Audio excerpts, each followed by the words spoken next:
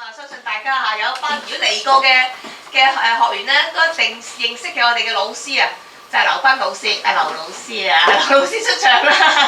咁我哋今日嘅下午咧就都係劉老師嘅。劉老師咧就學佛20幾年㗎啦，持數都有20幾年啦。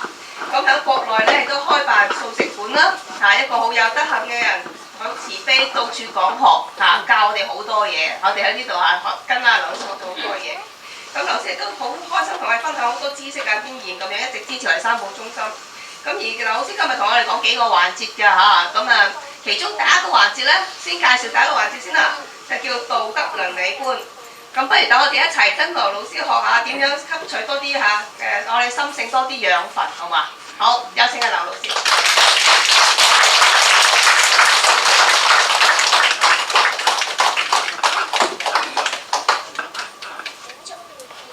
好，各位同修大家中午好。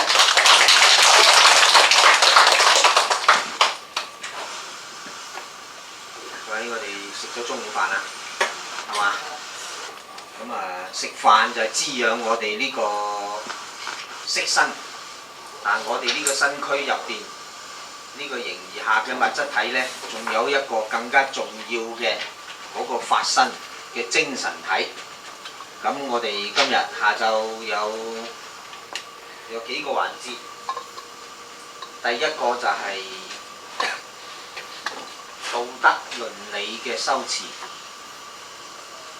亦可以將佢叫為我哋整個人生嘅一個胎教、思想教、行為教等等，叫做六部教育。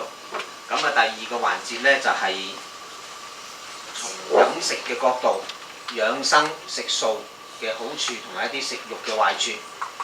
咁再接住落嚟就我哋叫做知命立命改命，我哋知道咗自己以往人生有冇一啲嘅不足，甚至乎我哋可能喺成世嘅人當中都講唔定，我哋都錯用咗心神，同古聖先賢嘅教誨有距離，甚至乎係有好大嘅偏差。咁第三個環節就俾我哋，因為我哋知道錯咗要有得改先得嘅，係嘛？咪淨係我哋好似淨係去睇醫生咁樣，睇咗醫生話嚟檢驗咗出嚟，你有咩病咩病咁樣，對唔住我冇藥醫你嘅咁樣，咁你冇藥醫你同我檢查嚟做咩呢？你話俾我聽有病做咩呢？咁頭呢兩個部分就同我哋大家分享一下，我哋自己對症下藥，對咗症先揾到自己要出嚟嘅先。尤其係而家呢個嘅六部教育根本上就係一個叫做根本教育。所謂嘅根本教育就係我哋人有一個而家現代社會大概就係離唔開一個家庭教育、一個社會教育，仲有一個就學校教育。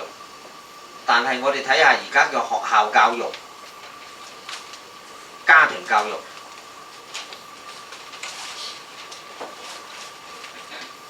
以前我哋細個嗰陣時一調皮搗蛋呢，屋企人就話你唔好咁啦，俾人話冇家教㗎，又話可能年紀大啲到我啲40歲以上，而家冇㗎咯喎，冇呢句㗎啦，可能喺字典裏邊呢，就消失㗎啦，而家竟然間呢，係仔女教翻父母嘅，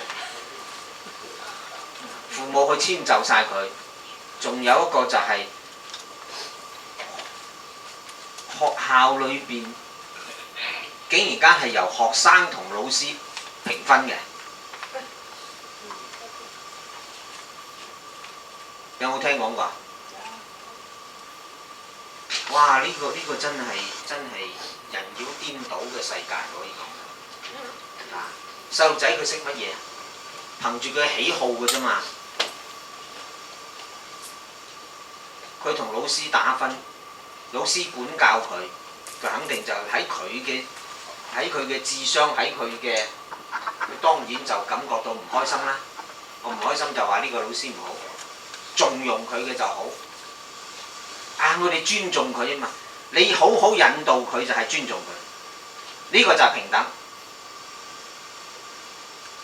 當佢有過分嘅時候，要將佢培養成為一個棟梁之才嘅時候，嗰啲邪枝、嗰啲細嘅丫叉就係一定要削咗佢嘅。譬如佢玩火，2、3歲拎住佢見到大人嗰個火機又好得意啊咁，佢個高度係喺度玩火嘅時候，嚓嚓嚓咁樣喺度玩個火機，大概就係燒窗簾嘅啫，係咪？管唔管教佢呢？唔單止要管教佢，仲唔使好似佢喺度所謂尊重佢嘅人權嘅。你啪聲打落去就係尊重佢人權。佢嘅智商、佢嘅承受能力就只能夠同嗰呢個痛感神經傳遞到去呢樣嘢唔喐得。定係我哋好尊重佢小朋友，你唔可以玩火㗎，會燒着㗎。到時候消防叔叔嚟要將火警又升為幾多級啊？跟住燒出嚟嘅後果會點啊？佢聽唔聽得明啊？你咁温柔嘅，即係等於同佢傾完，佢下一次見到個火機，佢又走埋又嚓嚓嚓咁樣。到時候如果佢燒到毀容啦，燒咗咩嘅時候，佢長大咗佢就恨你一世。呢個就邊個係負責任呢？係咪打佢嗰個負責任？所以唔可以打細路仔，唔可以打細路仔。唔可以喺你動咗情緒之下打細路仔，唔該你解釋清楚。有時候佢嘅成長環境就要，即係如果唔可以打細路仔，即係話等於而家你乜都係喺廢除死刑添。但點解你有咁多槍支泛濫呢？我哋嘅成長過程係對我哋恰到好處嘅，就係對我哋負責。尊重佢，佢自己都唔識尊重自己，佢拎住個火機喺度點緊嗰陣時。好啦，而家呢就好多唔識教仔女嘅。咁點解佢會咁樣呢？喺佛經嚟講呢，比較解釋得清楚啲嘅就係：而家末法時至呢，父子係債，其實一路以嚟都係㗎啦。夫妻係緣係咪啊？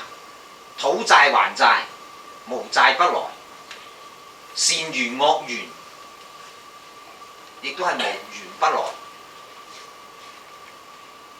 咁而家關鍵係我哋點樣從呢個惡緣當中去轉化。有好多人呢都係先啟發善緣，再嚟將佢變到惡緣。好似兩公婆結婚咁啦，係嘛？結婚嗰陣時，我哋通常都會點呢？唔中意佢嗰個唔嫁佢㗎嘛。父母啊話呢個唔好啊，唔好同不惜同父母決裂，但結婚冇2年就大打出手離婚嘅，講唔定到咗結婚嗰日就離婚嘅。所以呢個世界呢，我哋活喺一個呢好顛倒嘅世界裏邊。咁從邊度開始教呢？如果係家庭教育、社會教育、學校教育都不足嘅，咁當然就係由我哋最根本嘅叫做胎教開始啦。但係如果係胎教嘅話呢，我哋理解嘅胎教係咪懷咗孕之後，然後嗰個阿媽就捧個收音機，捧個咩唱佛曲、弟子規，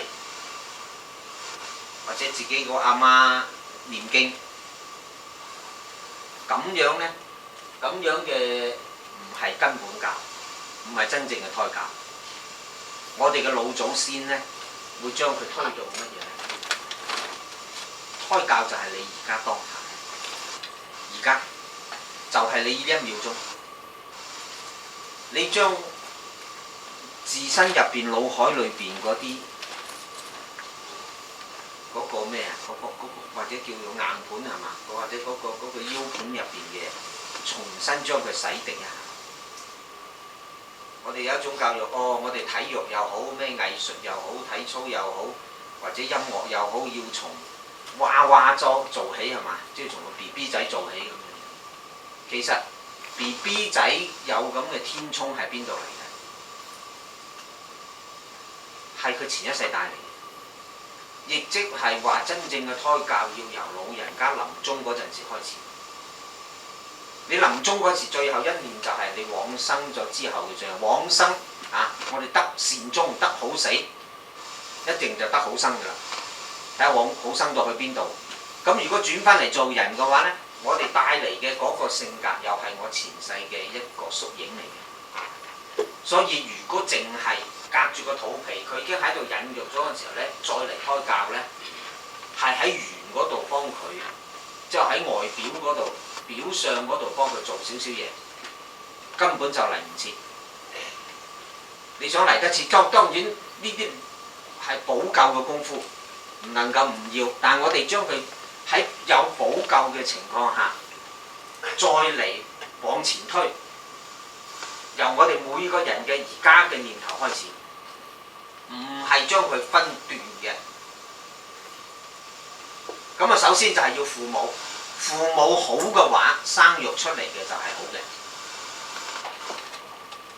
父母唔好，你呢個俾佢10個月懷胎嘅，坐床嘅，喺你個宮殿入邊住嘅環境就唔好，佢出世肯定就容易將佢入邊唔好嘅嘢先激發出嚟。其實娘胎裏邊嘅胎教就係、譬如我喺人世間呢幾十年當中染咗好嘅、壞嘅，西方叫左右腦啦嚇，好壞咁樣樣，好壞參半嚟到咗。有冇留意到我哋每個人都係雙重性格，甚至乎多重性格？呢個就係好壞參半嘅一個體現啊！好啦，我帶住嚟投胎嗰陣時，個阿媽如果佢嘅性情好，有修行，然後就容易啟發我好嘅嘢出嚟。呢個就包括我哋長大咗，我哋近朱者赤，近墨者黑嘅嘛，個道理係一樣嘅。但係根本上係我帶嚟嗰啲嘢係好純嘅。我如果係喺後天我受嘅污染呢，就容易有預防不被污染，甚至乎不受污染。咩叫不受污染呢？就係一粒鑽石，你放喺墨汁度一拎起，佢會閃晒佢。一嚿棉花，你保護得佢好好咁啊，當然冇機會接觸到墨汁。但係一旦有機會接觸到墨汁呢，佢就點呢？咁細路仔出世咗之後再去教育，點解嚟唔切？嚟唔切㗎啦！我哋中國傳統嘅胎教呢，由你根本嗰度開始教起，根本就而家要修行。咁啊，從我哋好嗰方面就係仁義禮智信呢5常之德，唔好嗰方面當然就係我哋嘅殺盜淫妄酒。咁啊，殺嗰啲一陣間先至去講。啊，等一陣間嗰堂課講到殺生嗰陣時，偷盜我哋機會率唔大。而家最大嘅、最容易傷到我哋嘅就係萬惡淫為首，係嘛？我哋最難嘅就一個就係殺生，殺生嘅目的為咗咩啫？為咗填飽自己口腹之欲啫嘛，係咪？好啦，另外一個呢，就好似聖人都講嘅，食色性也。人之大欲，人之大欲千祈唔好講哦，呢個欲望係人哋有，呢個大欲就係大危機嘅意思。食就係乜嘢？如果講起上嚟就係喺我哋身體上就係我哋嘅腸胃。呢個係後天之本，性也，性就係本性。如果我哋偏重咗食嘅腸胃，一嚟傷咗自己身體，二嚟色就係我哋主我哋先天之本，就係個身。咁如果我哋呢個先天後天呢個軀殼，我哋都唔注重到嘅話呢，就傷到我哋嗰個天性。所以人之大欲，人之大欲，如果講白啲嘅，就唔係鼓勵我哋，而正正因為係人之大忌也。所以佛家所有嘅戒律就係、儒家就用呢幾句忌也，忌即係戒，即係迴避。而家整個社會對於嗰種邪淫嘅泛濫呢，係唔單止冇好似以前咁樣樣有一個比較正確嘅廉恥嘅認知，甚至乎呢，真係而家係笑貧不笑娼，唔單止係鼓勵佢哋去競商去做呢啲嘅行業，或者去推動呢啲咁樣嘅傳播媒介。因此我哋而家到咗呢個人就好痴痴呆呆㗎啦。咩叫痴痴呆呆咧？衰嘅嘢我哋就趨之若鶩，去趕呢個潮流。好嘅咧，我哋就認為我哋今日能夠坐喺度真係好大嘅福氣，累世有收，同埋我哋早上積好多嘅德性。起碼我哋喺呢一個苦海裏邊污濁嘅邪淫殺盜淫妄酒嘅裏邊浸淫咗嘅，我哋而家有機會呢兩三日喺呢度得到清淨嘅法語甘露嘅洗滌嘅滋潤。咁由乜嘢時候開始做起呢？以前個社會風氣都非常好嘅，由我哋未曾拍拖開始，就要潔身自愛，以淫、手淫呢啲，我哋係最一陣間有一啲嘅最後有一個，因為得嗰兩三日時間。如果講起上嚟要將呢啲講得好嘅話咧，起碼連續7日再住埋喺度。而家內地就係咁多7日都唔夠嘅，其實15日係最好，或者適中，甚至乎3個月3個月咁樣，我哋先至，我哋污染咗幾耐，係咪？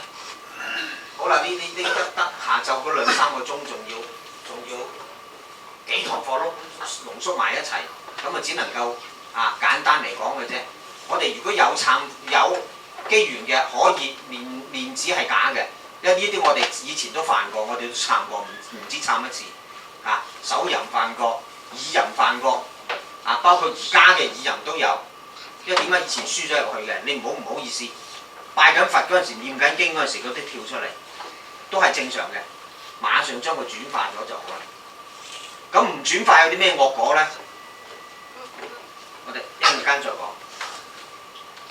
咁結婚前最好潔身自愛就係唔好有婚前性行為，唔好同居。但係而家好多人做唔到點呢？而家開始補救都得，因為你每犯一次呢，既然惡嘅我哋都知道萬惡人為首，殺盜淫妄酒呢啲做親惡嘅，我哋每日嘅命運都喺度往好嗰度發展，或者往壞嗰度發展。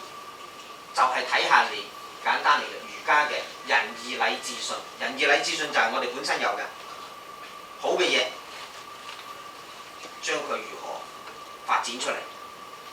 殺盜淫妄酒就係佛家講嘅，本身有嘅我哋啲衰嘢就點樣將佢越縮越細，越縮越細。咁啊俾咗一個戒律，俾咗5條俾我哋，叫我哋守。因為我哋觀音菩薩都講過，人為善，福雖未至，禍已遠離。一個人開始行善啦，改惡向善嘅時候，我哋講嘅行善都肯定要你改咗惡先至真係叫做有啲善。咁嘅情況下呢，你嘅福報雖然未曾展現出嚟，但係你命格當中，你嘅生命密碼當中呢，個禍嘅災難呢已經開始化解緊，已經開始被抵消緊。咁同樣人作惡，禍雖未至，福已遠離啦，個福氣已經遠離呢個啦。所以一個人睇佢一個人嘅氣息，包括佢言行舉止，就知道佢若干年之後會行乜嘢運。包括佢身體，所以點解有啲醫生望一望你就知道。只不過我哋而家太鈍啦，睇唔透我哋嘅內在嘅生命嘅一啲密碼，連表象都睇唔到，甚至乎連俾一啲動物都唔知，都不如。南亞大海嘯，斯里蘭卡海邊附近1公里嗰度有一個，即係離海岸線大概就係1公里，有一個好大嘅天然嘅動物園。結果嗰度海嘯之後呢，嗰啲人嘅屍體呢就掛咗好多喺樹上，殘肢啦等等啦，一隻動物都冇。我哋而家嘅逃生能力嗰個敏感度遠遠唔及啲小動物，係咪？同樣我哋嘅謀生能力亦都越嚟越不如我哋以前嘅祖先，或者我哋馴養嘅一啲動物。點解會咁咧？我哋痴痴呆呆咗，就係殺業重，邪淫多。嗱，婚前一性行為咧就已經折福㗎啦，你係做緊罪啊嘛，萬惡淫為首啊嘛，係惡啊嘛。好啦，每同居一次，你嘅福報就節損一啲，你嘅祖先就降罪一啲。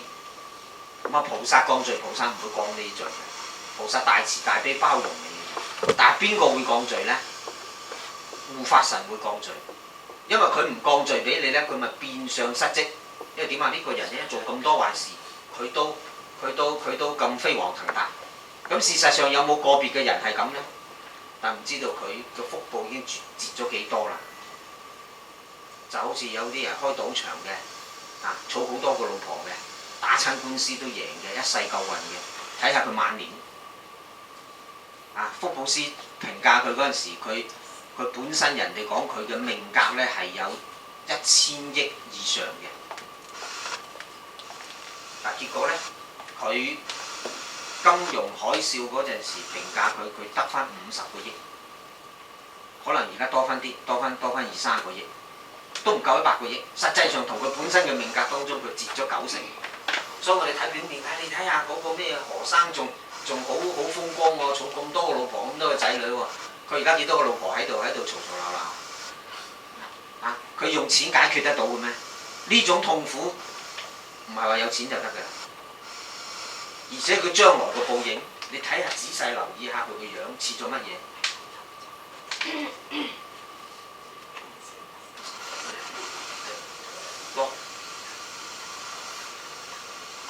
因為殺盜淫、黃賭毒都牽涉到傷害千家萬戶嘅嘢，帶佢一股邪嘅風氣，佢梗係有啲唔正嘅靈界，有啲動物收邪咗嘅。你靜心睇下，唔好踩得人太犀利啦。雖然咁樣講都幫佢減少一啲罪過㗎，好啦，咁跟住仲有一個咧，我哋而家簡單嚟講啦，即係我哋想生好嘅仔女係咪？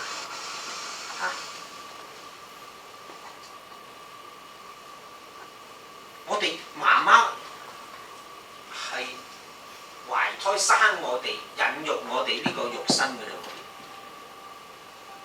真正我哋仲有一個，我哋人係2部分組成嘅係咪？各位？我哋係咪人啊？冇反應。係嘛？不過老實講啦，我哋真係用人嘅標準嘅話咧，係要真係諗下我哋究竟算唔算係人？如果用佛經嘅嚟解釋嘅話咧，我哋要守殺盜淫妄酒5戒，先至下世唔失人身。有邊個守得住呢5戒嘅？殺盜淫妄酒，基本上我哋1萬個係可能有1-2個得返人身嘅。至於得到個人身個品位高下咧，就睇你嘅十善做得幾多。即係天主教、基督教嗰個叫10戒，差唔多嘅。佛經叫10善。你10善做得越圓滿，由60分做到65分，做到70分，即係等於你本身由貧民區慢慢搬到上半山，搬到上山頂啦嚇，由地方做到中央咁樣樣。但起碼要保呢個人身嘅話咧，呢5戒要守。咁冇守到點咧？對咗就不外乎就犯殺業太重，同埋邪淫太重，呢2個就2座大山當堂壓住㗎啦。咁通過點咧？改、懺悔、補救，天不殺悔過之人嘅。所以一陣間咧會留啲時間俾大家嚟懺悔。本來就唔係第1日就懺嘅。如果我哋按照有7日時間、半個月時間，一般都係第4日，慢慢引導我哋。你犯咗邊條咁，一路犯落嚟咧，我哋竟然間填咗張表咧，睇完之後咧幾百條，我哋好多啲同學個學員啊坐喺度，剔到手軟到乾脆，全部犯晒。係真係㗎，睇落去全部都犯晒，起心動念、行為語言。從孝悌忠信禮義廉恥全部都犯晒。尤其我哋而家都市人，你話喺蒙古大草原，可能揾一兩個細路仔出嚟，冇乜讀書嘅，冇乜上網嘅嗰啲，可能佢有機會。咁呢度想生一個好嘅 BB， 或者將來我哋嘅，哎呀，我都幾廿歲啦，咁你想唔想生個仔生個好啲嘅，生個好嘅孫都好啊，係咪？喺彌勒菩薩救苦真經裏邊有一段説話講到，五方列仙下天宮，滿天星斗都下世。五方列仙啊，東南西北中嘅仙都想嚟救度眾生嘅，嗰啲都係乜嘢啊？都係羅漢以上、菩薩以上。我哋叫咩啊？我哋叫眾生，係咪？我哋喺人間嘅苦海，我哋舉個例子就係、比如呢度係大海，我哋坐咗船，呢、個大海就係地球。我哋喺我哋嘅酒色財氣，喺我哋嘅柴米油鹽衣食住行嗰度呢，我哋就喺度浸泡咗一世㗎啦。好啦，有朝一日突然間我哋坐呢艘船要沉啦，呢艘船係咩啊？就係、我哋呢個軀殼，始終會壞㗎，五臟六腑會壞㗎，係咪？而且控制唔到嘅，邊度突然間唔舒服嗰陣時候，係咪醫生同你講點，可能仲要攞幾廿萬出去俾佢劏。咁呢艘船要沉嗰陣時，譬如嚟講，嗰艘咩歲月號係嘛？要沉嗰陣時，嗱聲發咗信號出去。當然佢嗰啲有人為嘅。咁如果係我哋人為呢啲救度得好，因為菩薩就冇人為，佢隨時隨地聞聲救苦救難嘅話呢，佢救咗我哋翻上去之後，會出現一種咩情況呢？實際上我哋即係要配合到佛菩薩嘅救，我哋先肯翻到去天國。天國就係岸邊，上咗岸之後有幾種人嘅，一種人呢，就繼續去咩啊？繼續幫手去救人，但佢起碼有啲精神，有啲氣力企起身。但佢去呢，就唔係好似跳翻落去咁啦，係人都驚㗎啦，喺嗰度浸咗幾乎命都冇埋。係有啲人驚到呢，就見到水都驚嘅，我打死我都唔去。洗面都唔用水啦，乾抹就算啦。講到水嗰兩個字佢都腳軟啦。咁有啲去呢，就係咩？好似消防員一樣，好似坐救生艇着救生衣，帶氧氣筒一樣，又再喺呢個苦海裏邊救，日日都有歲月號沉㗎。每一個人就係最後嘅結果，基本上冇得到正知正見，冇得到世界五大宗教、各大宗教嘅正確嘅引導，我哋基本上嘅結果差唔多都同嗰個歲月號，係咪？咁我哋下一次再嚟嗰陣時，即係再嚟投胎嗰陣時，再由岸邊落苦海，即係等於咩啊？再由其他嘅維持空間再轉世，得呢個肉身，得呢個肉身目的嚟做咩嘅呢？目的係嚟救人嘅。所以各位，我哋能夠坐喺呢度，可能我哋本身就係羅漢嚟轉世，前世係修行人，我哋某一世肯定修過。接觸過呢啲，有認同咗，否則我哋唔會有緣嚟，過門而不入嘅。至於個深淺度就睇我哋累世修為，譬如本身我哋出家幾多十世，或者做神父牧師幾多十世咁樣樣，咁再嚟呢次可能就係對好堅定啦，等等。咁好啦，我哋嚟到咗點樣去充實呢？父母有責任，自己都有責任。我哋未必會教到自己嘅孫，可能我下一世自己親自嚟嗰陣時候，我哋係咪希望嚟嘅各方面都會好啲？尤其我哋未成為大菩薩，冇嗰個大嘅能量，好似地藏王菩薩一樣，我不入地獄，誰入地獄？呢個話我哋聽過係咪？但我哋係咪成日講啊？可能得把口都講下嘅，但我哋真正有幾多能量可以做得到㗎啦？呢嗱，菩薩修成佛，佢發呢個大願嗰陣時候，佢要收好多百世嘅無私奉獻。咩叫無私奉獻呢？你要乜我就俾乜你，你要錢咩俾晒你，你要層樓咩俾晒你啲小兒科，仲要咩啊？你要眼畫對眼俾你，畫隻眼俾你。佛經裏有咁講，釋迦牟尼佛修成佛之人收咗100劫嘅供養人，就係捨子個肉身。結果有人嚟試下佢，坐喺度喊，佢發咗大願啦，我要供養人啦。見到佢你喊乜嘢啊咁？哎呀，我媽病咗啊，病咗想要一種藥引啊。咪要咩藥引啊？佢話要一個修行人嘅發菩提心嘅修行人嘅眼睛咁。一叫我就係發菩提心嘅修行人。好啦，即刻就我畫咗隻眼俾佢。供養你嗱嗱翻去俾你阿媽做藥引啦。嗰個人就話：哎呀，你都未等我講完。佢話我媽要嘅咧係左眼啊！哎呀，好啦，俾埋左眼你咯咁樣做咗一個嚇。親人有啲咩事又捐下血俾佢，捐隻腎俾佢，已經好不得了啦。我哋冇咁嘅大願嘅時候咧，我哋唔肯再投胎嚟嘅。因為點解咧？佢要揀啊，佢有能力去揀嘅。你如果譬如你拎住嚿錢，你去揀買層樓嘅時候，梗係買。如果喺中國嚇，梗係去買杭州西湖㗎啦，係咪？幾靚啊，係嘛？你有冇話邊度有發電廠啊？有核電站嗰度，我買去嗰度住啦咁啊！你唔會蠢成咁係嘛？所以有啲小仙、小羅漢或者中羅漢等等，佢再嚟嗰陣時候，佢會揀啊，呢個娘胎乾淨嘅，我就投胎入嚟嚇，花果山都好啦，住得舒服啲。但係個阿媽個肚又飲酒又食煙，又喐啲就食西藥啊！折墮就行多步，咩叫幸福行多步啊？你睇過嗰內容專靠害㗎，而家啲人。哎呀，真係㗎，流鼻水咁啊，幫你止鼻水，咪將啲毒推返入去啫嘛，係咪？推得幾推，咪變為腫瘤啦，喺入邊谷下咯，嚇。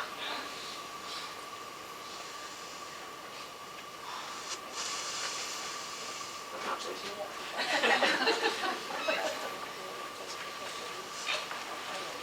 當佢要揀嗰陣時候咧，我哋係咪要起碼我哋自己又好，或者未結婚嗰啲又好啦？有時候我哋早幾日先同佢成班幼稚園啲幼師個個都後生女嚟嘅，好多未結婚嘅。咁我同佢講：你要想生一個好似習近平咁樣嘅出嚟，你先學下佢爸爸媽媽。我哋祖先全部都有教嘅。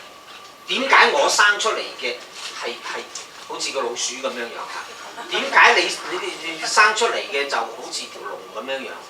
父母有好大嘅責任，祖德呢個係分唔開嘅。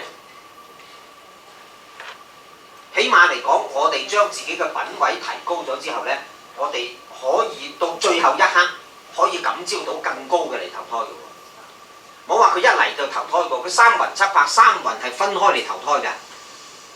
第一個就生魂，父母一結合，精子卵子一跑出嚟，嗰個10億，而家冇10億㗎啦，最多係7億到，可能搞唔定係5億。咁啊一坐咗之後叫3日後坐床咧，就安喺你子宮嗰度嘅時候咧，佢嘅生魂就投胎啦。生魂淨係有感覺，淨係識生長嘅，冇乜反應嘅。所以西醫竟然間就話到，冇所謂嘅，佢3個月之內咧唔墮胎咧唔算乜嘢嘅。咁啊害死好多人，冤相報好重嘅。冇錯，係第3個幾月、4個月咧，個國魂先投胎，先至有感覺啦。測試到佢有反應啊等等。實際上佢嗰個生長嗰個，只不過我哋測唔到，佢係更細密一啲。好啦，到最後咧，差唔多分娩嗰陣時咧，靈魂就投胎。呢個叫奪胎，尤其係嗰個父母有生嘅時候，譬如夫妻2個咁啦嚇。個人格天都係咁嘅，可能嘅食嘅、福嘅、祿嘅、着嘅，大概就係成家人加埋就係500萬到啦，一世人咁樣。咁佢個仔女咧，佢自己會帶嚟嘅。咁佢加埋入嚟就等於嗰500萬咧，佢差唔多啦。好啦，佢就感召嗰個所謂500萬算唔算中產啊？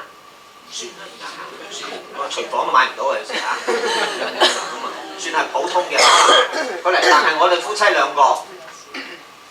每日都喺度加減減改變命運㗎，我起一個好念頭又改好啲嘅，我講句衰嘢又假，又除咗啲福報去嘅咁我再行為上再做啲壞事咧，又成多啲衰嘢咁點會每日就每時每秒都喺度加減乘除，所以改變命運唔使揾人起名啊，唔使揾風水佬啊等等嗰啲嘅，你自己可以改㗎。咁好啦，我夫妻兩個學咗佛之後，我開始修行啦。最近我外甥女真係半年前，就舊年結婚，半年前開始懷孕嘅醫生就話佢佢喺度喊啦。話佢 B B 個腎唔係幾好啊，咩性咁樣要落咗佢醫生喐啲就叫佢落。佢個父母又頭嗰份又幾年間佢醫生叫落就落啦咁樣。你本身嘅姻緣係咁，命係咁，你生第二胎嗰陣時候咧，你可能本身一個腎有事咧，你落咗佢話可能一生出嚟兩個腎都有事。佢轉世又打個白鴿轉又嚟過嘅，你點能夠咁樣改變？即係等於所有宗教都唔注重安樂死嘅人，佢該受報噶嘛。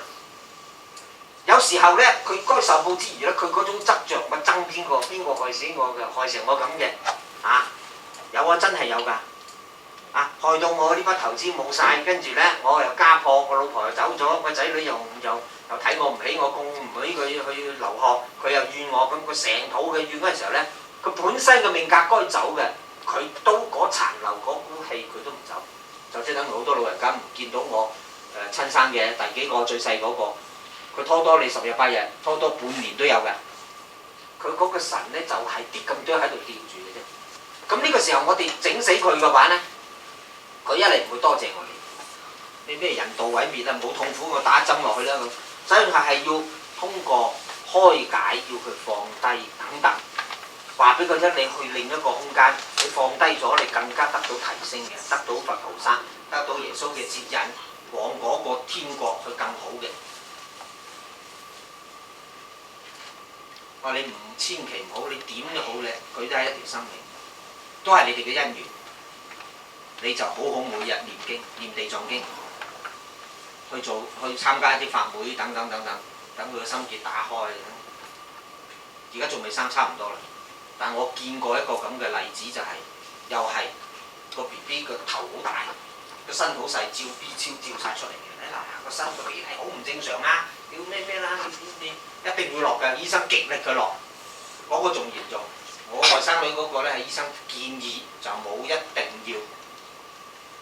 結果佢話嗰個人佢自己本身有學佛，佢知道可能我嘅姻緣我點解會生到咁大個頭嘅仔啫？梗係啦，我早上就係開洋酒廠嘅，喺茅台鎮嘅咁做黨委書記咁你實死你下真係好多就係蒙古症嗰啲，成日飲醉酒嗰啲咁見到咩？福報唔好嘅投胎做猩猩，猩猩就係經常前世就係賣酒嘅飲酒嘅，飲到咧到而家都係咁嘅，都做翻人咧都唐氏綜合症嘅，咁點辦咧？唔要啦！呢個胎唔要唔係落咗佢，係更高層次擋住佢，唔好俾衰嘅嗰啲胎嚟。因為我哋成世人結咗好多緣噶嘛，係咪？有好嘅有壞噶嘛，先嚟好嘅嗰個佢兼隊啦。咁佢憑咩兼隊啊？憑你發願，我生出嚟嘅要健健康康嘅，我就俾主耶穌為主耶穌服務，或者為佛菩薩服務，我獻俾佢，唔好嚟受罪咁佢叫奪胎咧，呢個奪胎佛經度好多啊。鐵拐李就係咁啦，鐵拐李佢轉世投胎咪跌到一個，以前鐵拐李好靚仔嘅，結果佢同邊個南極老師捉棋啊，佢徒弟心急起上嚟啊，屋企阿媽過咗身啊，要趕翻去啊，守住個師傅7日，第6日幾啦，屋企人催佢，哎呀6日幾，算啦，燒咗佢啦。燒咗佢喺度捉緊棋，覺得唔妥㗎啦，咁你燒得咁怪嘅，冇嘢啦，你翻去啦，好啦，翻去啦，結果個胚冇咗啦，冇咗佢人間佢就唔想走住啊咁，啱啱睇到嗰個一個乞兒跛腳嘅，啱啱死，咁佢就個胎就投咗啦。軀殼係個乞兒，但係佢嘅靈勢咧係8仙之一，佢嘅能量一樣冇變到。即係等於乜嘢？一個好揸車好好嘅人，佢無論換咗架日本車，又跟住換咗個歐洲車，佢一樣好循規蹈嘅，唔會亂衝紅燈係咪？所以我哋衝紅燈係抄牌係罰邊個啊？撞死人係邊個坐監？架車啊？係人嘛？但係而家好多嘅刑事下物質界嘅嗰種教育咧，就係罰架車啊！撞死人就係罰架車，的佢又去坐監咁樣。實際係主要個人啊，因為軀殼犯事係入邊嗰個靈啊。媽媽生我哋肉身，實際上我哋係感召到個靈。咁憑咩感召更高檔次嘅靈咧？嗰個胎教就係由啲咩？你未結婚開始，其實胎教係終身教育，係根本教啊！你人做人阿爺，亦都要接受呢個胎教，因為你下一世你做人 BB 噶啦嘛，係咪？我哋係感召更高嘅。好啦，嗰個人咧，佢每日就念經，每日就咁樣修持，結果生出嚟嗰陣時候，嚟嘅非常正常，而且佢話咧好順產嘅，佢就係念觀音菩薩嘅經同埋地藏經，一啲乜嘢都冇。又好似有啲人我見過一個人一日一夜喺個產道度 keep 住打橫嚟嘅，真係你報仇㗎，嚟投胎嚟報仇。呢個時候唯有靠好好修，靠好好懺悔。咁點樣先感召到佢哋？首先你就唔好犯天條，婚前同居第一個就犯天條啦。啊，經常手淫又係啦，經常上網睇嗰啲唔好嘅嘢，甚至乎流通唔好嘅嘢，嗱嗱聲懺悔。哪怕我哋今日冇機會上嚟懺，你一定要改咗你對佛菩薩時候懺。點解要公開嚟懺咧？公開嚟懺嘅力度大好多。私底下懺就俾我哋公開懺完之後，私底下再又犯啦，不知不覺尤其係念頭嗰度又犯啦，再去懺。咁另外仲有一個咧，就係我哋有一啲忌嘅，一啲避忌嘅日子。避忌嘅日子就係咩咧？啊，記住啊，希望大家相信，唔好話而家科學嘅，而家科學得200-300年嘅歷史嘅咋，科學根本上就係工具嚟嘅咋。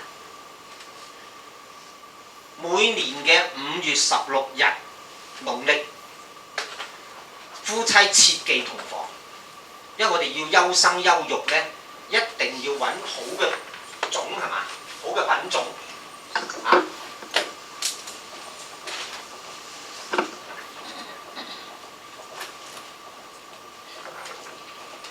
如果嗰日我哋同房咧，唔出3年一定橫死，死於非命。甚至乎無端端就橫死，啊！架飛機飛下就唔知去咗邊，好可能就有呢啲促成。啊！我哋如果有啲人唔信咧，呢個係《黃帝內經》講嘅，《黃帝內經》咧唔一定係皇帝講，因為皇帝太耐啦。但係佢成為書，我哋首先睇一佢嘅內容非常好，啊！所有嘅幾乎學醫嘅人都離唔開呢部經為基礎。第二個就係咧，佢成書嗰陣時咧，早就喺秦漢之間已經係廣為流通㗎啦。起碼嚟講咧，喐啲都2-3千年啦。因此咁樣流傳落嚟咧，係好有真實性。而最緊要嘅咧，佢入邊都講埋啦，知道你哋唔信㗎。我哋可以放嗰段㗎喎。唔該。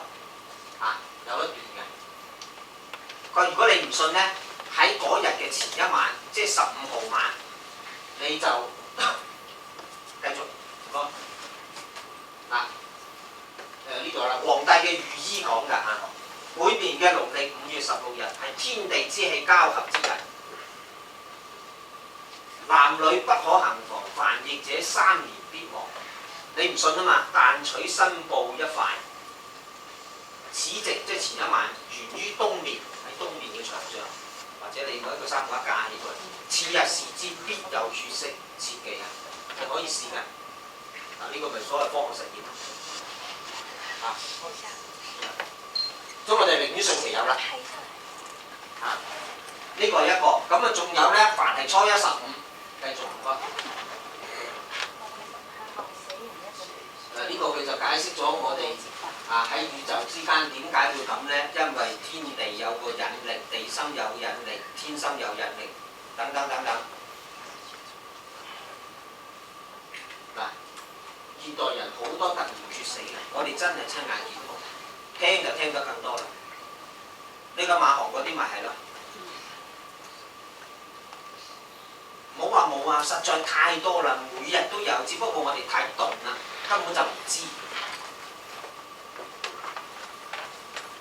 以前啊，雷公咧做咗壞事，雷公嚟劈人啊嘛。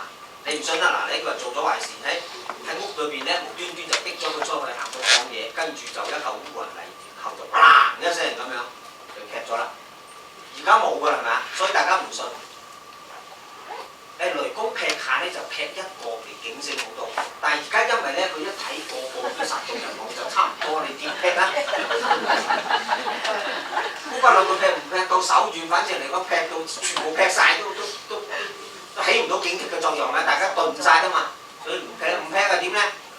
雷公係天㗎嘛，天神嚟懲罰，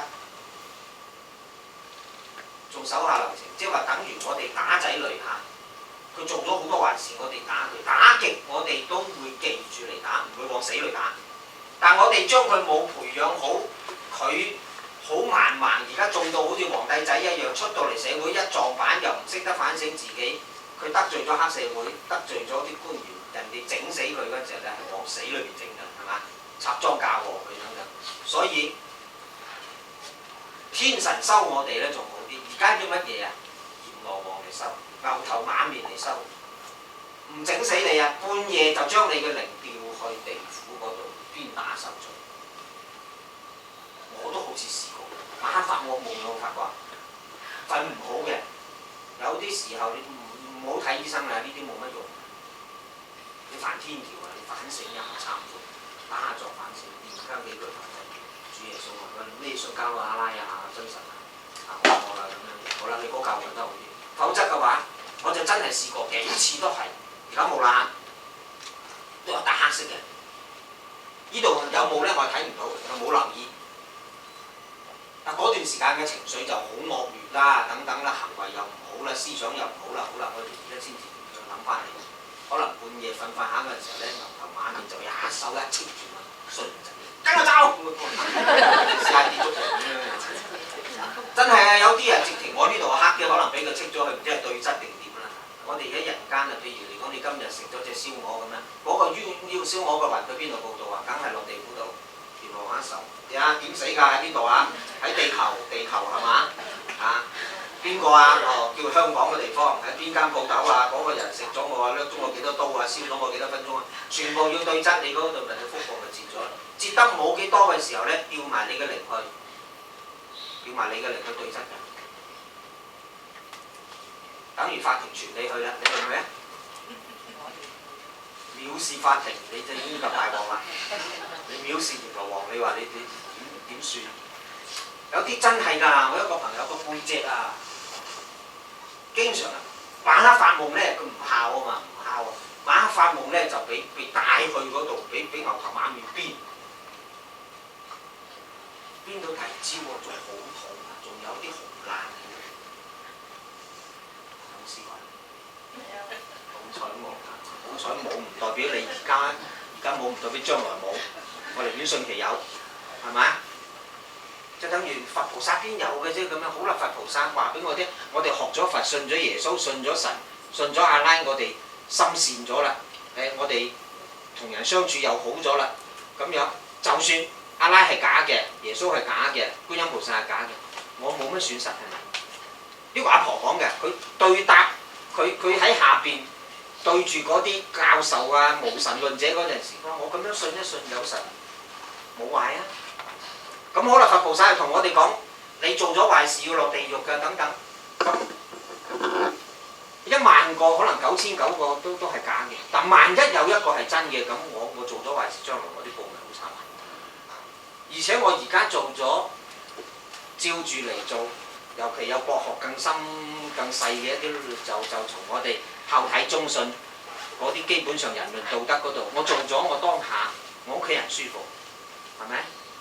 我家運又好咗，身體又好咗咁樣，就算佛菩薩係假嘅，我都得嘅。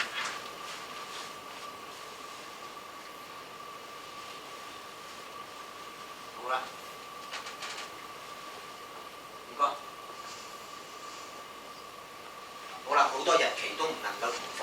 否則你就感召唔到好嘅嚟。因為點解呢？我哋未得到父母嘅祝福同意嘅婚姻，同埋我哋未得到法律嘅承認嘅婚姻，就變相成為我哋小兩口大家承認就算啦，咁樣樣呢，係唔會有幸福嘅。唔會有幸福呢，你等於冇合法嘅呢，比較高層次嘅靈呢，唔會肯投胎嚟嘅。所以你只能夠感召到嘅呢，都係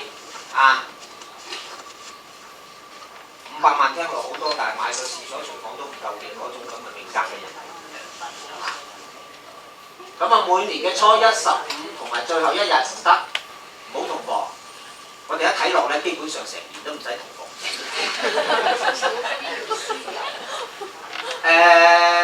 黃帝內經有，健康保鑑有，壽康保鑑有，同埋而家新出嘅一本叫做《音律無情》有。音律無情你記住，呢3本書而家都好多嘅。初7、初8、22、23唔得，日食月食唔得。仲有狂風暴雨，連陰天都唔得，真係唔係講笑㗎！你狂風暴雨嗰陣時咧，佢會投胎嚟㗎嘛，遮住係嘛？佢會投胎嚟㗎嘛？你行雷閃電嗰陣時，佢入嚟，佢投胎嚟嗰陣時，佢穿過大氣層咧，唔係風和日麗咧，佢就已經嚇親㗎啦，已經傷到佢㗎啦。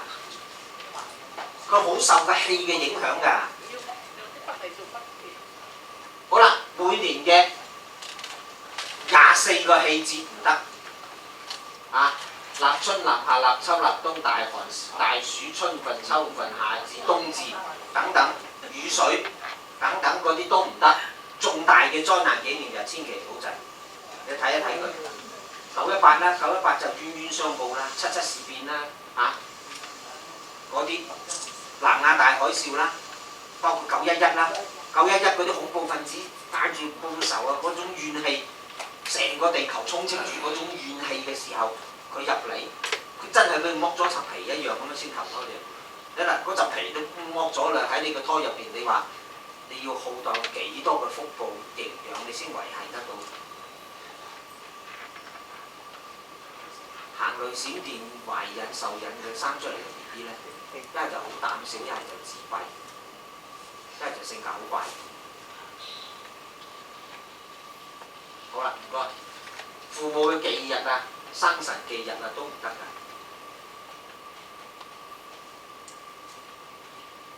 好啦，因為我哋而家咧當為房中事夫妻同房咧，好多人咧當為一種甚至乎係職業甚至乎係一種樂趣。嗰啲唔係嘅，首先係要傳宗接代，係要優生優育先得。一個民族，你中華民族點樣復興啊？就係由呢啲唔做呢啲壞事嗰啲時候開始，可以生人就可以死人嘅。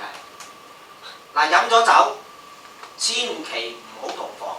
大病之後尤其飲酒，歷史上太多。呢度舉咗李白、陶淵明。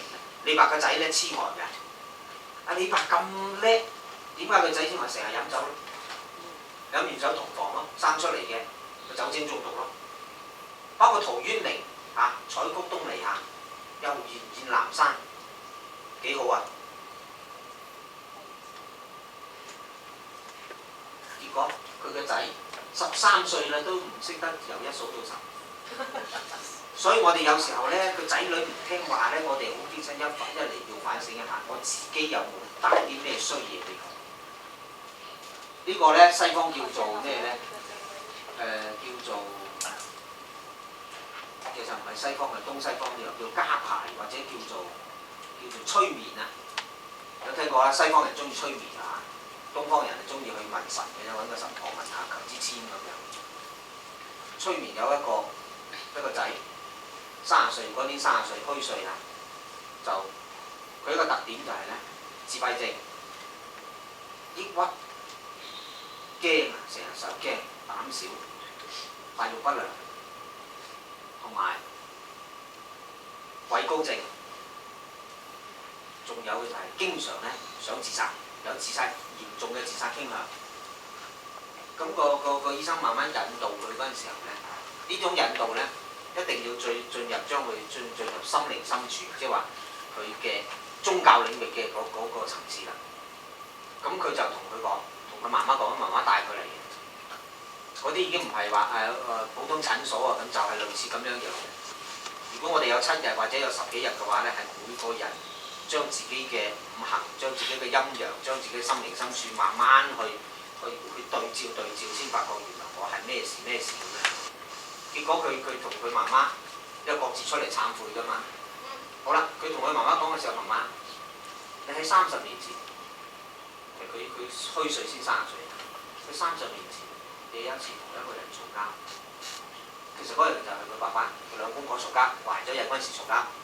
嘈交咧，嗰個男人咧就唔知點解好習慣有一句説話，佢就唔知講唔講得贏人哋都好咧，就好中意帶佢，你去死啦你！叔父你去死啦，你去死啦咁。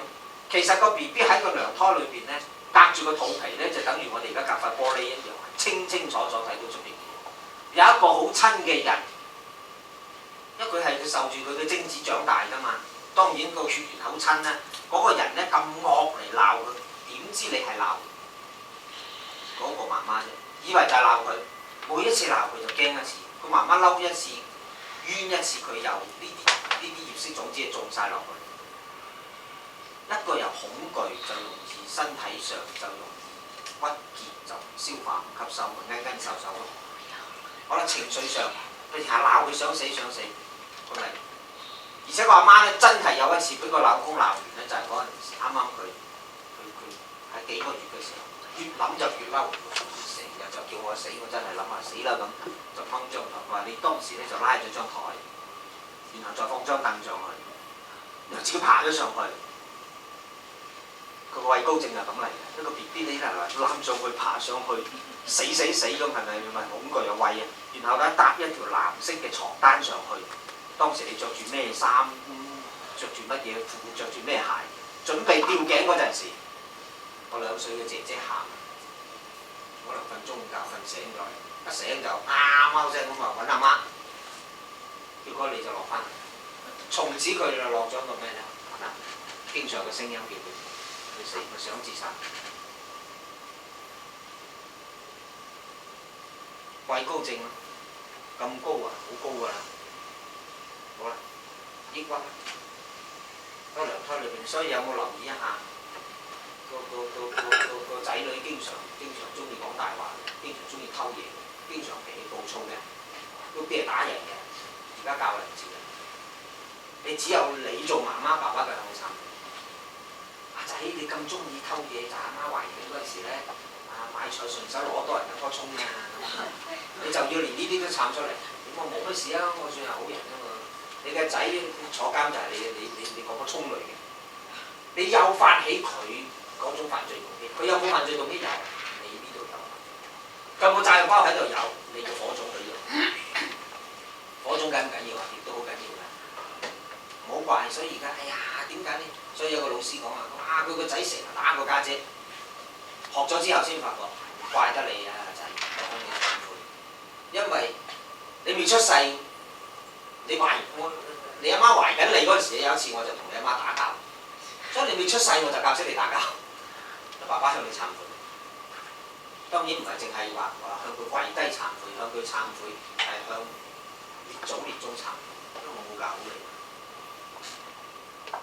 咁樣咧，佢媽媽當堂就當然就喊啦，好傷心啦，冇人知嘅，只有佢知，亦都更加相信啦。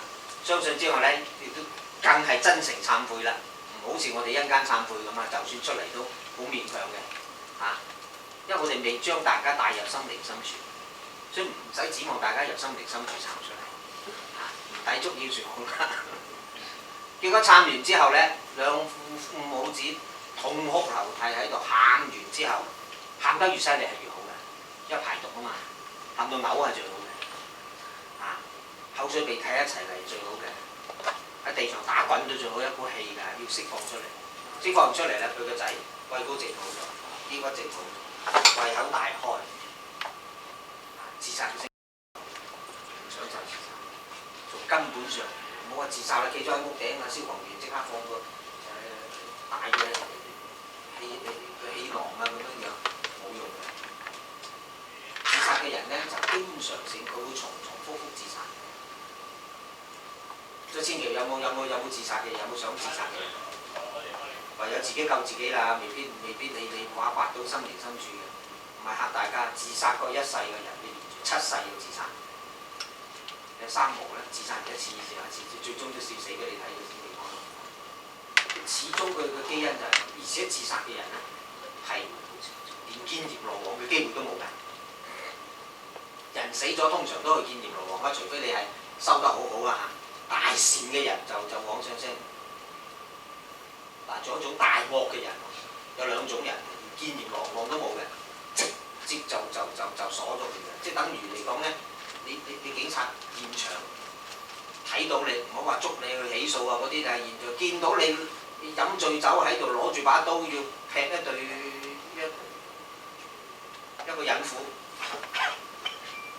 佢乜嘢程序都唔使諗，嗰個程序教佢直接掹槍就劈。而家有冇啊？因為向先打一槍之後警告無效，再開人槍。香港冇添啊！大陸仲走一個程序嘅，第一槍向天，你唔停止啦，先至向地。啊！香港連呢個都冇，直接咗一槍為咗保護佢嘛。所以有啲菩薩嚟到咧係救好人，有啲菩薩嚟好似關公咁樣，直接係殺壞人而救好人。佢制止呢場惡事嘅，唔使走程序嘅兩種人，一個就係自殺，連過內河橋都過唔到嘅。未過內河橋之前就有咗枉死城，每日就喺嗰度自殺，重複你自殺之前嗰種痛苦、嗰種怨恨、嗰種最低能量，跟住好似跳樓咁30樓跳落嚟，每日就跳多次，砰一聲咁樣，跟住到第二日還水一潑又嚟一次，你犯晒天條，不忠不孝不仁不義，啊！國家栽培你哋不足，父母養大你不孝，好多責任你未完成。因為你嘅業識田裏邊咧，你就係咁。我就算得翻人生，你都要7世，7世又49世，你幾時解決？好似咁樣，所以睇住係要將你嘅業識種子喊晒出嚟，撐晒出嚟，咁就好。另一種就係墮胎嘅人，墮胎人過唔到內河橋嘅，下邊就一座血污池，一過去嗰種吸血就將你吸晒落去啦，吸晒落去做咩咧？喺嗰度唔知受報幾多千年、幾多萬年，每日就經歷過被墮胎嘅血污池啊，血淋淋咧，而家墮胎幾痛苦㗎！而家求其就墮胎嘅喎，墮過胎嘅人嘅家運一定係衰到貼地。我哋見太多啦，包括自己身上都發生，屋企人身上又發生，神經病都搞出嚟，搞到好嚴重啲。所以我哋發覺我哋神識散亂啦。身體又唔好啦，屋企人莫名其妙咁樣誤會啦，工作唔順利啦，甚至俾人屈到坐冤枉監即有投資又失利啦，有乜嘢啦？首先第一個，我哋要反省嘅，要懺嘅，就係殺人呢兩樣，殺生。包括殺生係職業嘅殺生，有冇做屠房嘅、開屠房嘅、開養魚塘嘅、做漁船嘅船主嘅等等，捕魚嘅，開餐廳嘅，當然開素餐廳係最好㗎啦。仲有嘅就係做墮胎醫生嘅、墮胎護士嘅、陪人去墮胎嘅，包括你揸架巴士，嗰個巴士大陸就好多啊，個巴士嘅車身係賣無痛人流廣告嘅，嗰啲你都要承擔嘅，走唔甩㗎。我哋有一個佢現世報嘅，嗰日見到佢真係第二日就係第二日要同個老公離婚，結婚3年。夫妻感情幾好啊？點解你做乜嘢啊？冇仔生，佢對方係客家人嘅，韶關嘅，好注重幾代單傳咁樣，佢一定要嚟啦，嚟成全個老公啦，嚟啦咁。咁你有冇睇醫生？我有啊，好奇怪嘅啫。人哋冇得生係一邊輸卵管阻塞啦，冇啦。我係問我竟然有兩邊都冇咁。咁我哋幫人哋不外乎就係唔好話淨係問咗人哋咁八卦咁問咗人哋咩事啊，離婚啊咩性咁，唔幫下人哋問下佢好簡單嘅，你屋企有冇做散業嘅？屋企人有冇做咩計劃生育委員會主任嗰啲？8個月都出嚟嘅，的確好損陰公嘅，即刻就節散福禍及兒孫嘅啦。你阿媽阿爸有冇做呢啲？阿爺阿嫲有冇做？冇啊，廣東無問啊。有冇開賭場？可能冇啦，除非喺澳門嗰位姓何嘅啫，又講佢香港要姓呂嘅，唔好睇佢啊！嗰啲福都節食得好快，而且子孫係代代貧窮下賤到，因為你令到好多人家破人亡，你點會好啫？係咪？自然法則嚟㗎嘛，呢個都冇，普通。再諗下，你有冇墮過胎？肯定我都懷都懷唔上，點嚟一墮咧？問完，你啱啱好啊，問得錯又錯着喎。咁冇，不過我讀高二嗰陣時有個同學懷咗人，我陪佢去墮胎，陪佢啫嘛，我唔使審啦。你其他冇嘅話，仲有一個就食肉咯，食肉個荷爾蒙啦，你嘅染色體亂晒啦，睾丸同傾斜晒咯，啊！所以而家男人嘅精子好稀疏㗎咋，好容易就不育㗎。因為肉類咧含有好多荷爾蒙激素，會傷害你嘅生殖系統。仲有而家，尤其係我哋中國人唔係我哋香港人、珠三角人、長三角人咧，中意食海鮮河鮮，係嘛？咩四大家魚啊等等啊，海鮮酒家好多㗎嘛，好少話雞肉酒家、豬肉酒家㗎喎，全部都海鮮酒家多，因為海鮮太好食啦。結果食海鮮係最毒嘅，佢含有過量嘅重金屬。唔講佢嗰啲咩阿米巴變形蟲啊，唔講咩嗰啲咩孔雀石綠嗰啲唔講佢啦，就係講佢過量嘅重金屬。過量重金屬邊度嚟嘅咧？每日全球超過10萬艘噸位都喺10萬噸以上嘅商船、郵輪、潛艇、戰艦排放出嚟嘅油渣同埋廢舊電池，有啲電池成間屋咁大㗎。幾年之後咧要報廢啊，或者要更換嗰陣時，就抌喺船廠，就浸喺水裏邊，水漲水退，就將嗰啲水銀嗰啲有毒嘅衝出大海。你去荃灣葵涌睇下，而家有啲工廠搬咗都係以前，嗰啲空氣都臭嘅，電鍍廠、漂染廠，一粒紐扣電池種入泥土入邊，包括污染地下水，係令到佢附近5平方嚇，5平方係咩意思啊？50尺。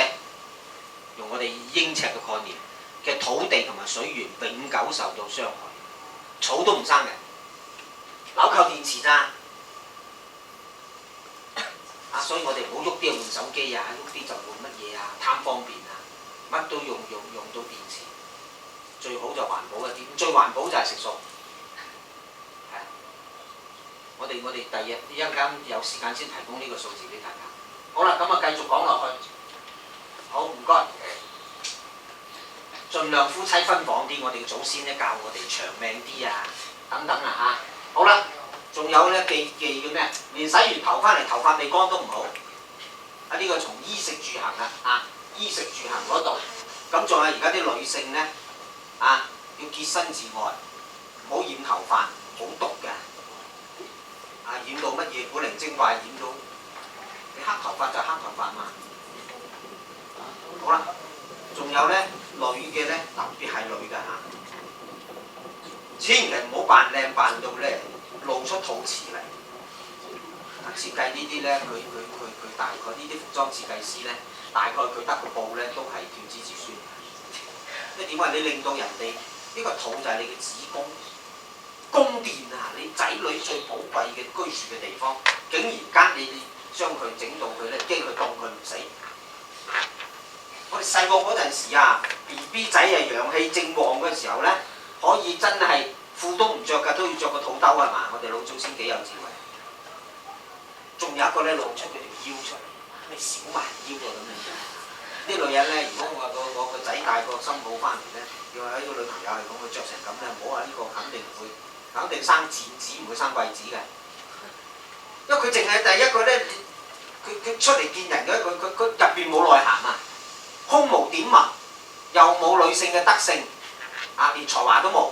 女子無才便是德啊嘛！女子無才嘅意思係乜嘢？唔用才，用親才咧，唔好話女子，男子都冇德嘅。你唔用你嘅才咧，你用你嘅德性。其實我哋同人交朋友，唔通中意交個男人都好啦，唔中意跟佢交好驕傲嗰啲啊，恃才傲物嗰啲啊，行步路都鼻孔朝天咁樣樣啊。其實呢個女子點解話女子咧？女人比男人重要，所以揀咗女子。因為女人係嬰兒嘅第一個老師。所以中國自古以嚟係重女輕男嘅，千祈唔好話重男輕女啊！冇咁嘅冤枉我哋啊！我問你內臟重要定皮膚重要啊？心臟重要定腳趾頭重要啊？男主外啊嘛，將我哋推咗去捱餐懵嘅係咪？你哋喺屋企冇錯打你而家細務好似冇咩好清閒，但就更重要嘅就係你維係成家人嘅氣場㗎，係嘛？一個國家外交重要定國防重要啊？定係內政重要啊？弱國就係無外交嘅係咪？因為點解你內弱咗啦，外就冇㗎啦。所以點解簽咁多不平等條約啫？你有外交官係點啫？簽多次咪賣多次，啲百姓咪衰多次。你內強先係㗎嘛。一個男人唔好唔緊要，佢喺出邊吃喝嫖賭又好咩都唔好，只要個阿媽好係賢妻良母，佢下一代好可能會好。但個阿媽唔好，個老豆好好啦，下一代肯定都唔好。講笑。所以我哋注重女人個教育要用德，唔好淨係用財。你有咗德啦，有冇財唔緊要嘅，你可以點啫？你捧起個丈夫嚟嘛，夫榮就妻貴㗎啦嘛，使咩你哋咁蠢走去咗？哦，你走去做女強人啊，走去做咩？因為逆反你哋嘅天性，你表面上好強啫，好強啫，但係你內心好脆弱嘅咧。呢個真嘅唔係屈你哋嘅，佛菩薩又係咁講，心理學家又係咁講，冇幾多個係真正舒服嘅、安寧嘅。英國嘅首相啊，日日都要吞荷爾蒙嘅嗰個女嘅，咩撒切爾係嘛？定係戴卓爾啊？差唔多啦嚇。喺回憶錄嗰度寫啊，日日都要食男性荷爾蒙嘅，食到佢周身病。女人俾你一個好好嘅空間，充分授權，呢間屋企就係你嘅天性被發揮出嚟，你柔和嘅天性被展現出嚟，你每日都活喺好似天堂咁樣啊！每日都微笑，相夫教子啊！摘棵菜都微笑，你嗰棵白菜都變千年人參。滾水淥腳咁樣啊，著到成身名牌，行路咧好似白咁樣啊！做下家務咧，出邊有你哋做女強人幾蠢啊嚇！出邊又要去搏命拼喎，逆反自己柔和嗰種格喎，同男人嗰種剛強喎，以己之短去擊對方之長喎。好啦，勉強都得到一啲短暫嗰幾年嘅報。結果屋企咧，你翻到屋企，你請咗傭人啫嚇，你翻嚟都唔使做啊，一樣多少要做㗎係咪？可能佢係好蠢啊嗱，家頭細務又要做，出邊又要做。你有1萬蚊月收入嘅，你夫妻嘅命格1萬蚊就係1萬蚊。個老公先至揾嗰1萬，我出去就揾1萬啦咁，亦即係話。你嘅命格本身就係2萬，你唔出去做嘢，你老公好快就揾到2萬。否則嘅話咧，你出去做嘢就喺你老公個兜裏邊拿咗啲過嚟，100%係真相。你個命格係咁㗎。哎呀，我老公無能啊嘛，小學又畢業唔到，又唔識接人待物，行為又猥又猥瑣咁樣，咪我企出去咯。你將佢捧出嚟，你講白啲嘅，你老公做乞衣，你都要將佢捧出嚟。你唔好睇唔起佢。一個女人睇唔起老公，你永遠唔會有家運。我哋注意2點就係一個女人墮過胎，你永遠家世唔好。第二個就係女人唔温柔，唔温柔嘅具體一啲嘅就係你唔識得尊重老公。你對老公識得嗲咧，你就一定咧，你做乞衣都好啦，你都乞得多嘅，講笑啊！但係而家就調翻轉頭，我哋老祖先就係真係對我哋長遠負責，佢睇我哋生生世世，呢個咪胎教。阿媽好咧，仔女就會安定。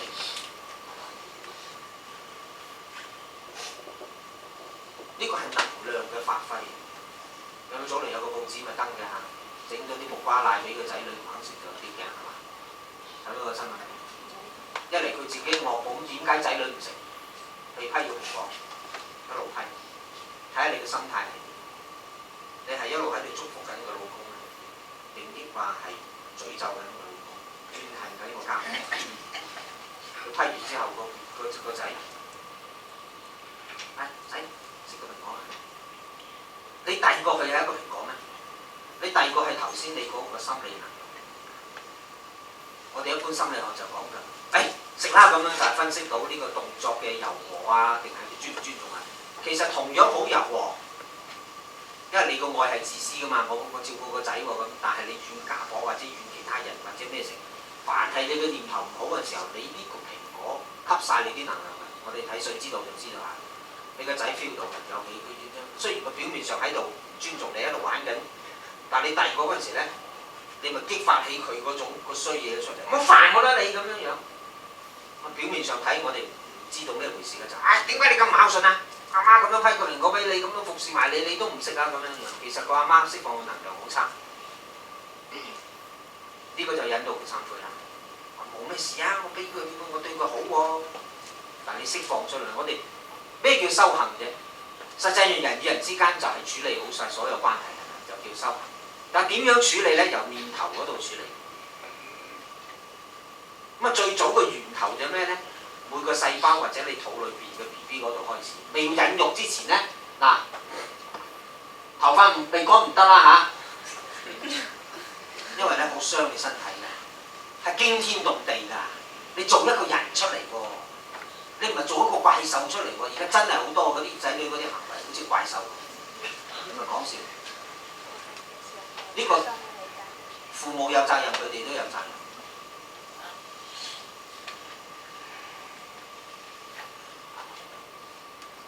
仲有咧，大起就運動翻嚟啦，身體疲倦啦，新婚蜜月嗰陣時咧大起啦嚇，都好受人。因為蜜月結婚生出嚟嘅下一代，基本上東西方嘅都唔好。尤其我哋而家講嘅而家嘅蜜月。有蜜月咧要籌備婚禮啦，要爭拗啦，幾多擔禮餅啦，係嘛？甚至乎嘈起上嚟啦咁，幾大壓力啊，係嘛？應酬啦，又要貸款啦，又要諸如此類嘅時候，你嗰陣時候受忍。尤其我哋識埋嗰陣時，可能咧結咗婚就已經夫妻已經同房啦，元精元氣元神都損耗啦，唔同以前啊！結婚嗰陣時先掀起你嘅海頭來嚇，先至揭咗開先就嗰個新娘係咁嘅。嗰陣時佢哋點咧？本身嘅身體能量都處於最好嘅狀態，所以佢哋嗰陣時可以受孕。但係而家唔係，真正要受孕咧，夫妻分房，書上講下就半年。我呢度講咧，起碼3個月嚇，你唔好再打折扣啦。你真係想生，你會得翻回報嘅。你好好咁樣照住呢啲做咧，你以後呢啲仔女一嚟好聽話聽教，二嚟佢會帶旺你，三嚟咧起碼身體好，你唔使半夜又走截的士送去醫院咁樣。你報仇嗰啲真係耐唔耐就輪住醫院去添啊，咪等你破財咯，損你嘅時間精力咯，等你憂心忡忡咯。我哋唔好感招報仇嘅先，因為而家我哋仇口太多啦，係嘛？真係㗎，不知不覺又得罪人，不知不覺做咩同人競爭，有時候冇辦法㗎啦咁樣，有時候明知故犯，有時候不知不覺喺度犯咁。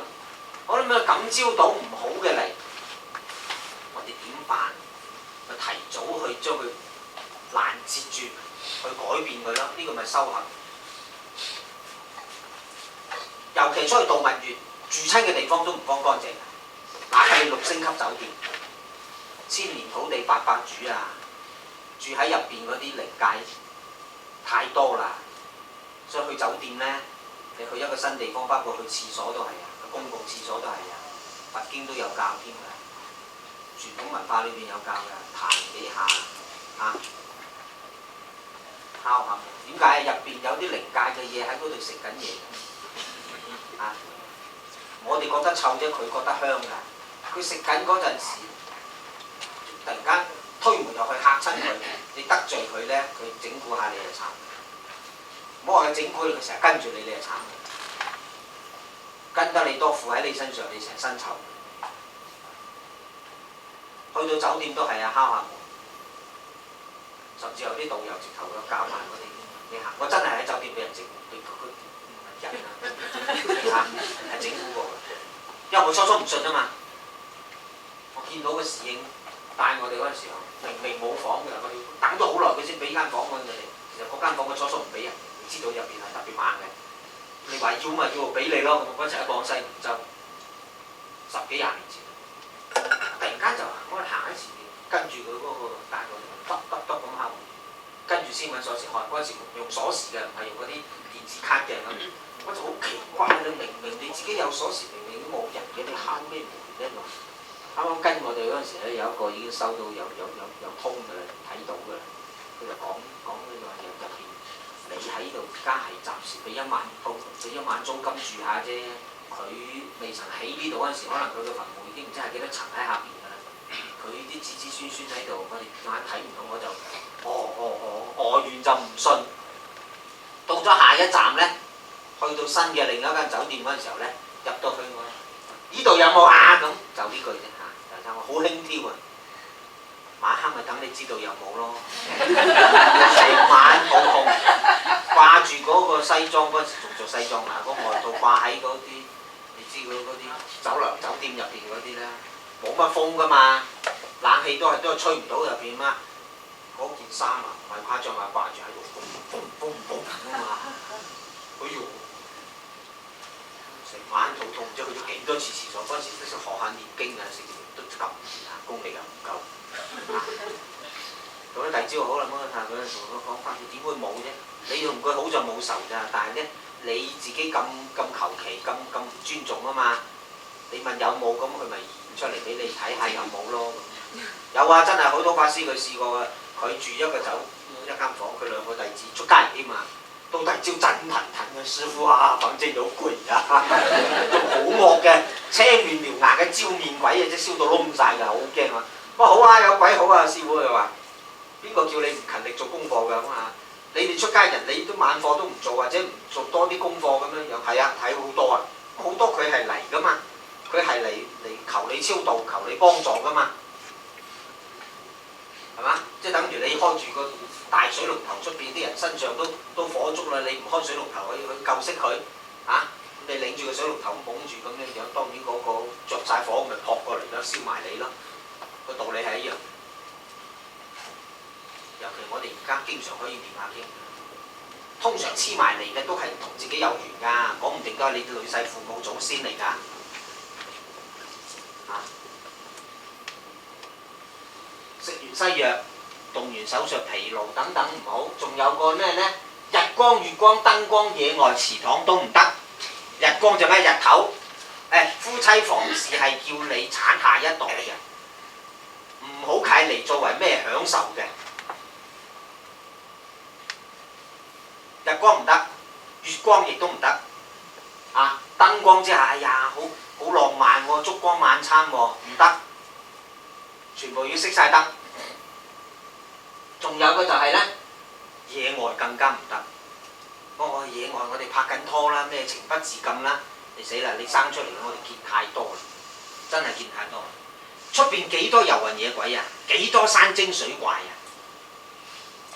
啊！你搭住個帳篷，我哋出去野外去旅行啦嚇，一人呢作為驢友啦嘛，咩個大背囊咁樣，有個帳篷啦，咁啊入去甚至乎成團人啦，一對夫妻咁就一個帳篷啦咁，喺出邊你千祈唔好你可能感召到啱啱一個蛤蟆精咁樣喺度跳下，嗰陣時嗰邊有啲咩聲啊？我過去睇下先咁樣，跳得2條頭，即係跳落你度，生出嚟嘅啦，攤嘅，成隻夾拐咁嘅。而家大陸真係好多啊！有啲醫生就話：哎呀，可能係食錯藥咯，咁啊實際上好多係沖到啲。當然食錯藥都係鬼叫你食西藥，有好多時候食中藥，除非你自己教砒霜嚟，一般都唔會有咁嘅中毒。所以還咗印最好就唔好食藥，哪怕傷風感冒都好，都係正常嘅。祠堂好神聖嘅地方，特別寺廟。哎呀，我合法夫妻啊嘛，寺廟住下教堂嗰啲都唔得。仲有嘅就喺屋企客廳唔得，呢個叫做咩呢？非時就係日頭日光啦，非地係咩呢？只能夠喺你屋企。我哋要最起碼我識，哎呀，我嗰陣時唔知啊，我個仔女都已經咁大啦，你可以教你嘅仔女，等你個孫都生出嚟。而家五方列仙下天宮，佢嚟做咩㗎？一嚟成為聖賢，二嚟成為清官，甚至乎明君，起碼都嚟要做翻個良民啦、儒商啦。如果你用呢啲用喺呢啲咁嘅，你招嚟嘅咩？就算好好福報嘅嚟都係昏君，一係就貪官，太多啦污吏、奸商、刁民，點敢招嚟？就係父母亂嚟。冇依照呢啲規矩，非時間唔得。頭先講日期啦，咩啦？非地嘅地點只能夠咩咧？只能夠你夫妻房裏邊，而且床上，相對仲要離地。頭先問咩書㗎？嗰本書有講㗎。嗰本書《音律無情》係最近先講嘅添，係呢幾年佛菩薩真係有佛菩薩啦，佛家好少出呢啲書嘅。通常呢啲書係咩咧？係民間道教或者一啲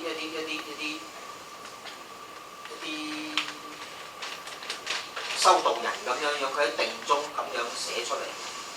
但係今次直情就係由佛門中嘅人帶去，即係可想而知，我哋就知道而家我哋犯嘅太多啦，佛弟子都犯好多。